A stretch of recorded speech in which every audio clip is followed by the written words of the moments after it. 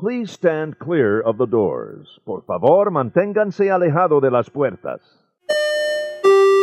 Ladies and gentlemen, we are approaching our station at the entrance to Main Street, USA.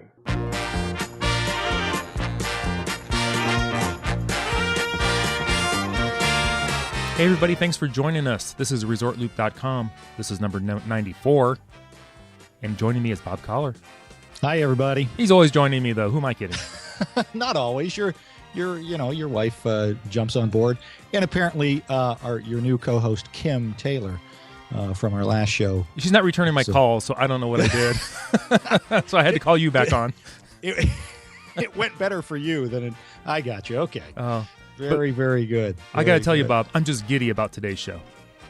Our guest today has got to be the best guest we have had. I should say the most famous guest we have had thus far in our nearly 1 year of broadcasting ResortLoop.com. Very, very big deal for you and I. Yes, it's a very big deal. And let's just get to him. Joining us on ResortLoop.com is Kevin John.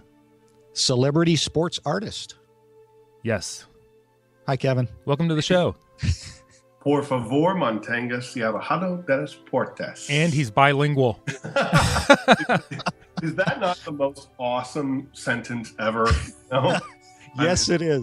Just puts you right there, doesn't it? Hi, guys. How are you? We are doing great. Good. Excellent. Thank you for having me on. Absolutely. And really, this was all Tim's doing because he found Kevin John on where did you find him first? Actually, Tim? Was that on ESPN? Actually, he tweeted me. He followed me, and I recognized his name. He was on we'll just call it another podcast like a year or so ago. Was that Kevin? Yeah, John? absolutely. Yeah, and I knew him right away because it was fantastic. He I should let him talk about what he does, but so we just kind of hooked up, and I said, "You need to be on the show," and he was like, "Absolutely." Yeah, that's very cool. Yeah, I jumped at the chance. And again, thanks for having me on. I'm always willing and excited to do any type of interviews. We could talk about my brand and the art that I create. And I love it. Yeah, absolutely. Well, before we get started, as to, most people are probably like, okay, he's a celebrity sports artist. Why is he on a Disney podcast? We're going to get to that. Sit back and enjoy the show because he has lots of good, sub stories that are just fantastic. Yeah, this is really if you don't know who Kevin John is, you're either not a sports person or not anybody who's interested in art, because he has been everywhere. He's painted for more than 350 clients, professional football, baseball, basketball, you name it. He's painted them just about. This hurts a little bit because he's painted a lot of Pittsburgh Steelers.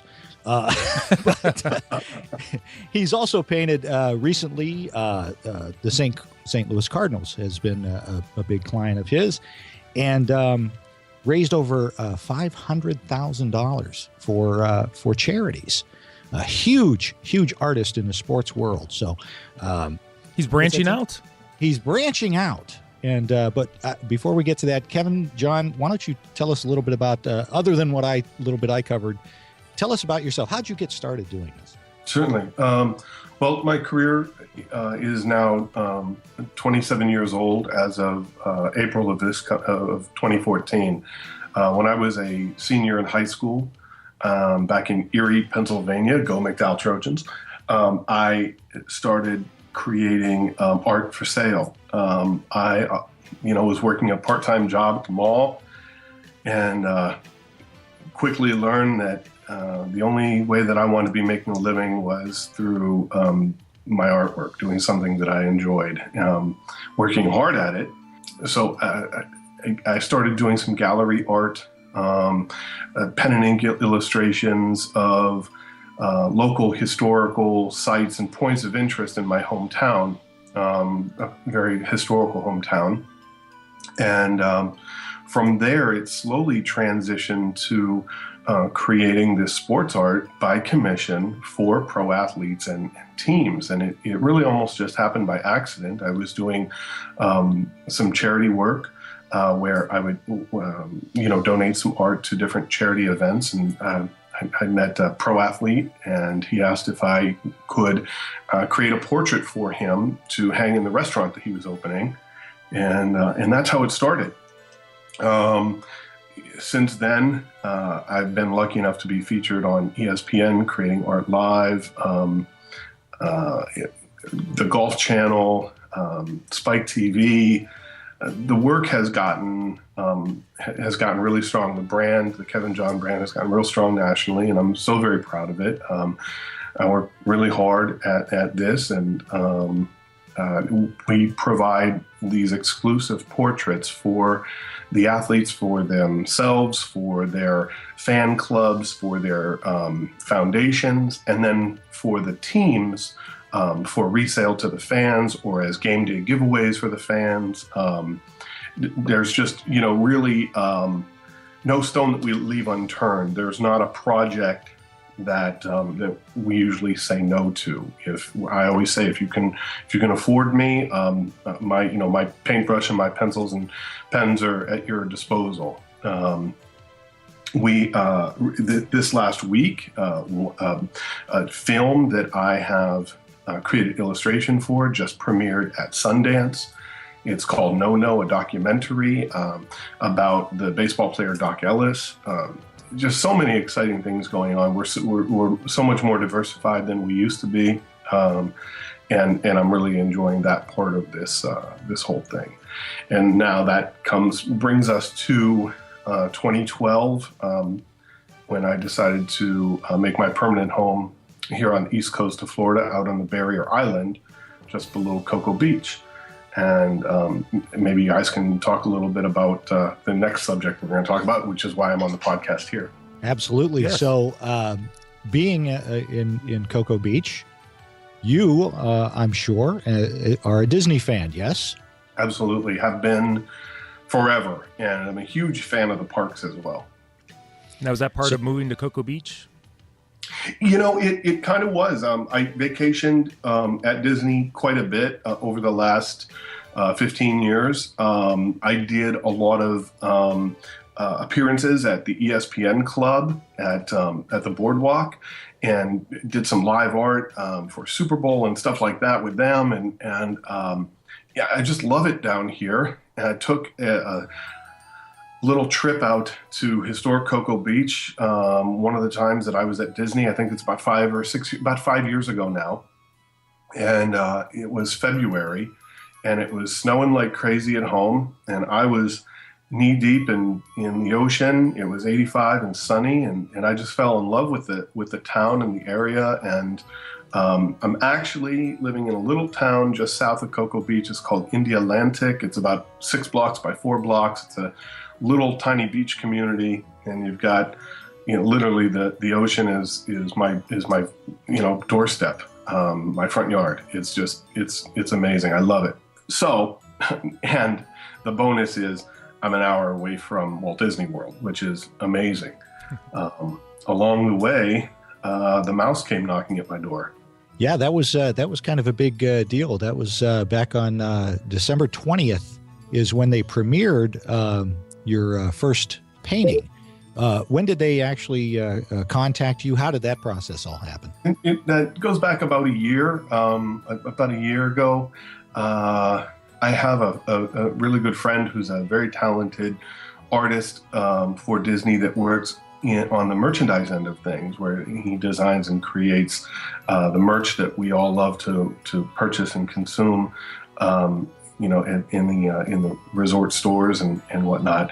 And he said, you really have to, talk to these guys. They're looking for an artist like you that can create realism. They have a lot of character artists, but they don't have a lot of artists that I think were strong with realism.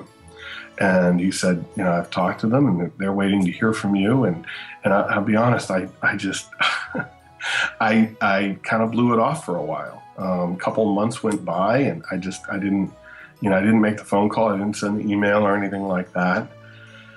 And I just, it was, I'm pretty confident in my skills and what I do, but Disney, that's a whole other level. I mean, Those are the big boys.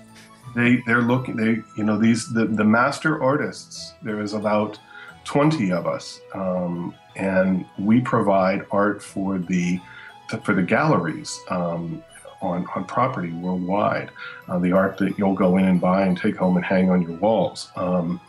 And it's a very, very small club. And so lo and behold, I finally was prodded into sending an email. I sent the email, and 20 minutes later, I got an email back. They wanted me to come in and talk turkey. So I signed my contract with them as a master artist, and my first piece, the Hatbox Ghost, premiered in December at the Downtown Disney Art of Disney Gallery. And it's the proudest piece I've ever created. I mean, come on, it's my favorite attraction, for my favorite brand, for the guy that owned and started the company that is my biggest role model, Walt Disney. I mean, it just doesn't get any better than that.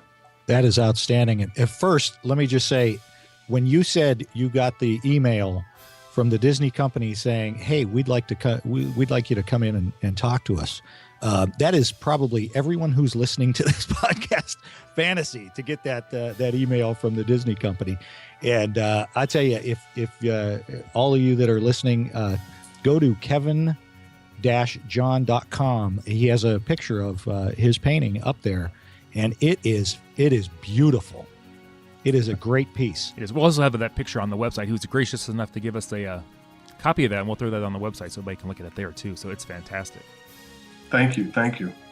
I'm, one of the things that I've been obstacles I've been saddled with is I'm colorblind. So initially, all of the art that I did for almost the first 10 years of my professional career was all black and white. Because I can't see a lot of what's going on out there that normal people can see. And to be a really good painter, you need to be able to see all the tones and the halftones and every gradient of color, and I can't. So I have spent probably the last 15 years, if not more now, really refining that and learning how to paint without really being able to see a lot of what is going on. So that the fact that my art is being recognized by Disney, they move more art than any gallery anywhere. I mean, we're talking 60,000 pieces a month just from the Walt Disney World Florida locations as well. I mean, they move a lot of art, and when I sat down with them, they said, there is not another gallery in the country that moves as much art as we do.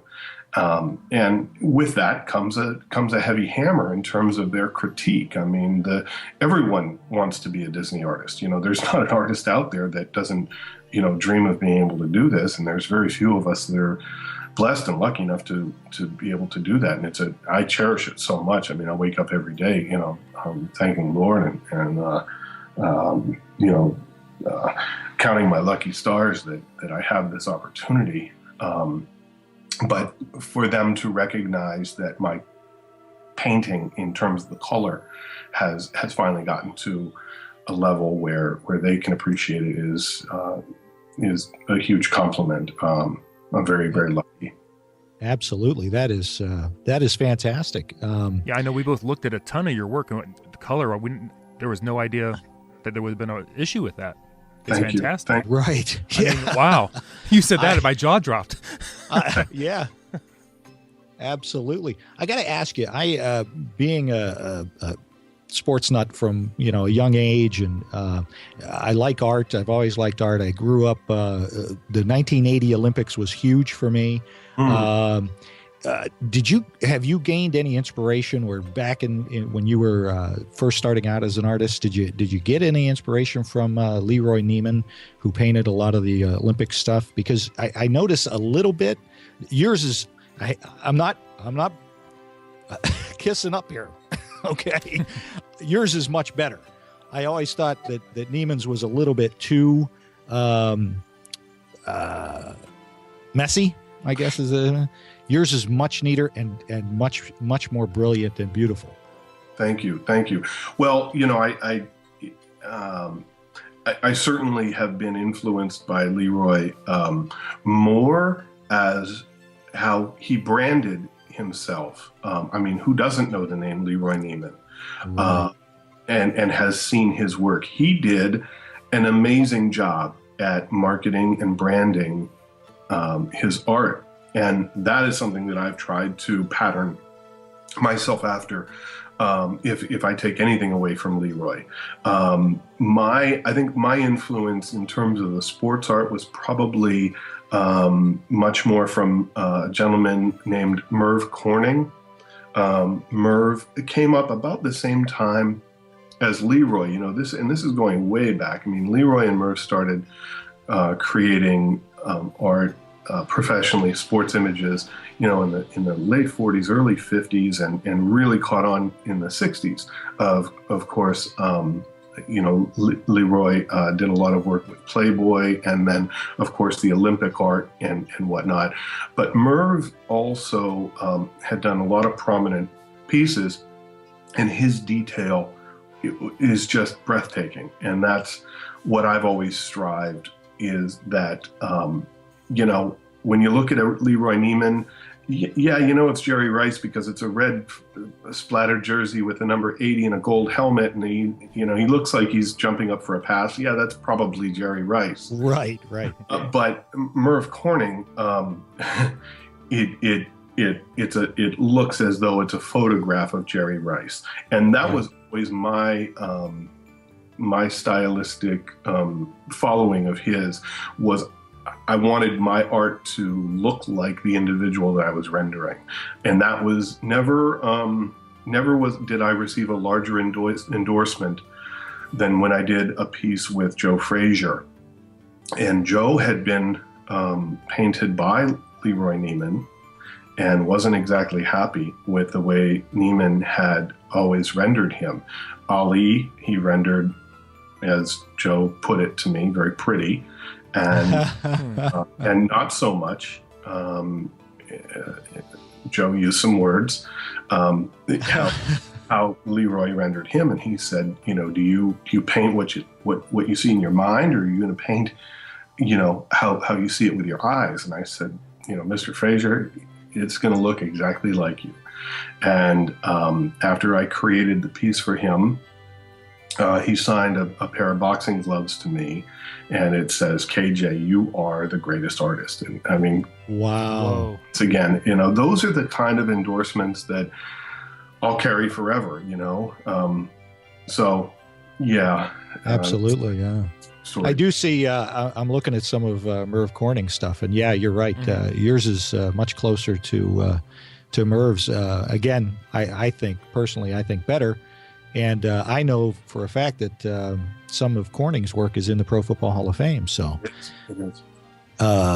Is that potentially a goal of yours, to be in one of the Hall of Fames of professional sports? Well, it was when I started, and then I found out that they don't pay.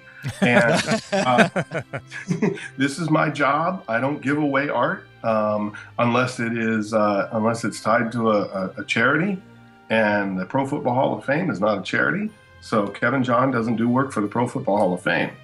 All of the work that's in there is done pro bono, and this is my job. I don't get my teeth worked on for free.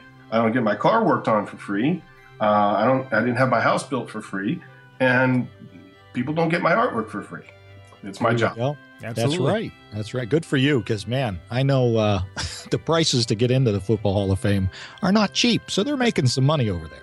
Yeah, and I love the Pro Football Hall of Fame. I was only a couple hours away back when I lived back in Pennsylvania. I would make an annual trek to the Pro Football Hall of Fame, and I love the history of football. Absolutely love the NFL brand, but it has to make business sense as well.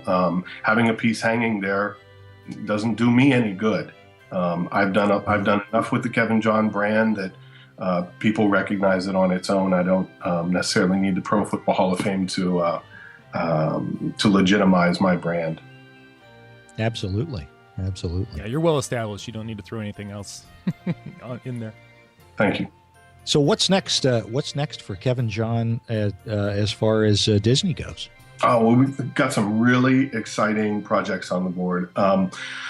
And the way that this works is, I come up with some concept sketches and submit those, and then those are reviewed and we refine the concepts a little bit. And then once they're finally approved, I can go to actual painting and drawing on the actual originals. And right now I'm just on the last step of the approval process for a Epcot Figment Flower and Garden piece for the Flower and Garden Festival for this year. That I should literally put paint to paper here beginning of next week. There's another piece in there, Peter Pan, Captain Hook piece that I'm working on. And then the Haunted Mansion 45th anniversary is this August. And along with that Hatbox Ghost piece that I did, I'll be submitting a lot of pieces for that anniversary too. So that is on the horizon, and that'll take me right up through about August. In there, I've got a lot of the sports art to continue to create by commission with different clients, and we've even branched out into some Florida-centric art, and I've got some classic horror film art that I started creating by commission last fall, and really have enjoyed that. And that series is going to continue because it has proven to be a real strong seller for us. That's excellent. Are you planning on going to the Sundance Film Festival for? I'm all over the place here. I'm back to the movie you're doing. Are you planning on attending Sundance for that? That was just last week, and I'll be honest, I couldn't get away. I've got so much work here, and the downside of this whole thing is I'm the only guy that can do the labor. I have an agent that can look over the contracts, and a PR person that can help with that, and a salesperson that can help with the the direct sales for clients and things. But I'm the only guy that can do interviews like this and the actual art itself. And right now I'm just knee deep in it. I just couldn't get away. You had let us know that today you are painting. Mm-hmm. Can we ask what's in front of you right now as far as your painting? Sure. I'm working on a commissioned piece of the St. Louis Cardinals manager, Mike Matheny. It's a real nice portrait, real strong light. The photos that we took for this piece were outside at spring training. So it's got real strong sunlight on it, which is good shadows and everything, which is kind of makes my job a little easier in bringing out the realism. So that's what's on the drawing board, as we say, today. Excellent. Yes. Excellent. I have a question about actually any art. So like your Hatbox Ghost painting, somebody can actually purchase that. Is that right? Correct. Yeah, the original is for sale. I think there's a $5,000 price tag on that, fully framed, and that is the one-of-one original that I actually painted here in studio. Once the original sells, then they will release the giclées and the reproductions and the hand-signed lithographs and things like that of the piece. So yeah, you can, as of last week, I checked in and it was still available, but I mean, that can change in an instant. It's a one of one, and when it's gone, it's gone. That's why I wonder if more than one person had a desire for that, We've heard, I tell you, I've gotten a lot of really good feedback from the piece. I love people are taking photos with the piece and posting them on my Facebook page. I do a lot of social through Facebook and through Twitter. So I always encourage Disney fans to friend me on Facebook at Kevin John Jobinski. And if you go to kevinjohn.com, kevin-john.com, there are links right there on the website where you can join, follow me on Twitter and friend me on Facebook and get directly to me. I'm always showing photos of, working on projects here in the studio and uploading videos where you can watch me actually create the art and fun stuff. And we do sales and offer art for fans and stuff like that. We're always doing great social stuff for the fans. And I really love to make contact with fans of my art, and Disney fans and sports fans. So you can kind of follow along there. But people have been pinning photos of themselves with the Hatbox Ghost piece on my Facebook wall, which is just a hoot. I just love it. Yeah, that's very cool. Very, very cool. It's a brilliant piece. It's beautiful. And again, I can't believe you're colorblind, because the colors on that thing are just amazing. It's stunning. Thank you.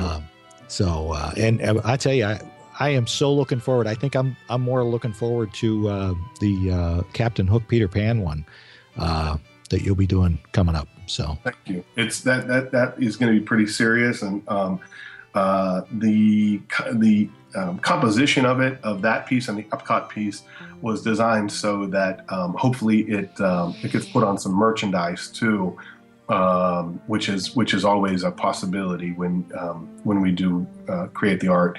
Not only will it go to print, but it can go to merch, T-shirts, and things like that, which is great. I'd be remiss without saying that I was so heavily influenced with that Hatbox Ghost piece by Raleigh Crump. You all know him as a Disney legend. Mm-hmm. I homaged his wallpaper design in the background of that piece. Raleigh has seen the piece, and he wrote me just a wonderful note that he loves my art. And again, along this journey, just those are the pinch myself moments that I have. But I do have to, tip my hat to Raleigh for his inspiration with that Hatbox Ghost piece and everything moving forward. I mean, how can I not be influenced by, these amazing artists and Imagineers that, have been so storied for the company. Yeah, that's very cool. That is very cool, especially when you can get some feedback from some of the other Disney master artists. That's gotta make you feel good. Yeah, absolutely. I know, having an appreciation for the arts, but being absolutely non-artistic, it's just amazing to me. Thank you. Now, I will say I am slightly artistic. As I was telling Tim before the show started, I win just about every time when we do Pictionary. So I can make some phenomenal stick figures. They just give up so they don't have to deal with you drawing anymore, though. Well, that's true. They don't want to play anymore. Oh, yeah, just tell them you won. I'm the worst Pictionary player ever because I get so frustrated. It's an ugly scene. I'm a really, really competitive person, and you might find a marker thrown against your skull if you don't draw that just right. So is it working against the clock?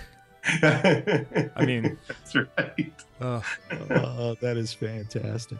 How long did you say? How long does it take you to make a piece like the Hatbox Ghost? Oh, Hatbox was intense. I average about 100 hours per piece. That Hatbox Ghost piece, easily 150, 160 hours. A lot of time. I mean, that's about a month and a half of work. I work about 70 hours a week between, the actual labor and, everything else that comes with running your own business. And that took up the lion's share of that month and a half. That was a monster, but it's deserved. It's a monumental piece for me. Absolutely. Yes. It's beautiful. Very nice. Very nice. All right, Kevin, you live an hour away. How often do you go? Oh, I get there at least once a month for a couple of days. I try to sneak over more, but I'll be honest with you. I live on the island out here, and it's so darn beautiful out here that believe it or not, the island keeps me pretty busy too. I don't have a lot of time off, but when I do, I'm on the beach and hopping around the island quite a bit. But I do get to Disney, at least once a month at the very least, and really try and soak it all in. I just love the parks. It's heaven. Excellent. Yeah, I've often wondered if I lived down there. I don't think I'd want to live right next to it. I think I want to live somewhere around, kind of like where you live. Yeah, that was the best decision, was to live an hour away. If I was next door, it would be too much a distraction. This is a little bit of a commitment. It's an hour drive, and you have to make a commitment to go in, which is good because I'm not distracted enough. With it. If it were 20 minutes away, I'd be homeless. I wouldn't have a job anymore. Not at all. I'd be in the parks too often. Yeah, that's all. That's my concern too, is being down there, and I'd be skipping out on work and keeping the kids out of school. Come on, let's go to Disney for the day. I'm oftentimes sketching in the park. I do take my sketchbook and work on renderings right there. That's always fun. If anybody's ever in the parks and sees me, absolutely come up, say hello, introduce yourself, and let's chat Disney a little bit. Excellent. Very nice of you. That sounds excellent. Yeah. Do you want to tell everybody once again where they can find you everywhere? Yes, please. The easiest way is to go to my main website, which is kevin-john.com. That's KEVIN-JOHN.com. And from there, you can follow the links to Facebook, friend me there for sure. That's where I'm there constantly. Twitter, everything. And then I have a sub-store. I have an online studio store where you yourself can purchase those really rare pieces, the concept sketches and that sort of thing. The only way to get my Disney art is through Disney. But all those concept sketches and the sports art and the pop culture art and things you can get at Kevin John Studio. That's all one word. .ticktail TICTAIL.com. KevinJohnStudio.ticktail.com. And you can go and grab some stuff. We just put up some new concept sketches yesterday. And those are one of ones, originals, and those go immediately as soon as we put them up there. So go there and grab them, and I sign them and send them off to you and everything. And it's pretty cool. You can get some all kinds of good stuff on that store. So. Wow, I just brought it up, and it's fantastic stuff. Thanks. Thank you. And a little tip for everybody out there: there's some Disney stuff on there. Yeah. Ooh. Yeah. Of course, he just it's awesome stuff. Well, Kevin John. Celebrity sports artist, Disney master artist, Disney fan, and really just all around nice guy. Thank you so much for coming on the show. Yes, Tim, thank you for joining us. Thank you so very much, guys. This was awesome, and hope to see you in the park sometime. Absolutely. Yeah. We look forward to some more of your art. It's going to be fantastic. Can't wait. Yeah, Chuck will let us know when it's out there. Absolutely. Excellent. That's all I got, Tim. Same here. Once again, Kevin John, thank you very much. Everybody, thanks for joining us. I thought this was a really great episode today. Really, it moved me a lot.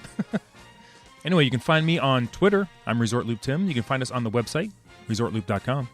And I'm Resort Loop Bob on the Twitter. Don't forget Facebook.com/Resort Loop. We'll have links to Kevin John's websites as well on our Facebook page and our website.